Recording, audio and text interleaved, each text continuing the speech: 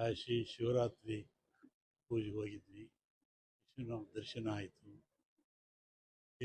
ಪ್ರಯಾಗಕ್ಕೂ ಹೋಗಿದ್ವಿ. ಅಲ್ಲಿ ಕರ್ನಾಟಕಕ್ಕೆ ಮಳೆ ಬೆಳೆ ಸುಖ ಶಾಂತಿ ನೆಮ್ಮದಿ ಕೊಡು ಅಂತೇಳಿ ಪ್ರಾರ್ಥನೆ ಮಾಡಿ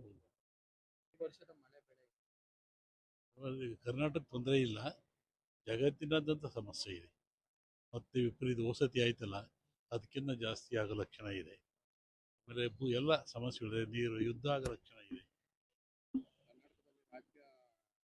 ನಾನು ಹೇಳಿದ್ನಲ್ಲ, ಸಂಕ್ರಾಂತಿ ಆಗಲಿ, ಆಮೇಲೆ ಬಡ್ಜೆಟ್ ಆಗುತ್ತೆ, ಯುಗಾದಿ ಆಗಲಿ, ಅವರಾಗಿ ಬಿಟ್ಟರೆ ಆಗುತ್ತೆ.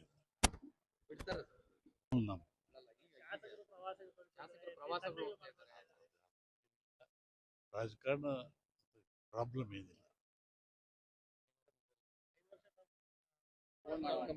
ಒಳ್ಳೇದಾಗಲಿ, ಎಲ್ಲರಿಗೂ ಆಗಲಿ. ಶಿವಕುಮಾರ್ ಆತ್ಮೀಯ ಪರಮೇಶ್ವರ್ ಅವರು ಬೇಕಾದರೆ ಆಗಲಿ, ಎಲ್ಲರಿಗೂ ಆಗಲಿ ನೋಡಿ.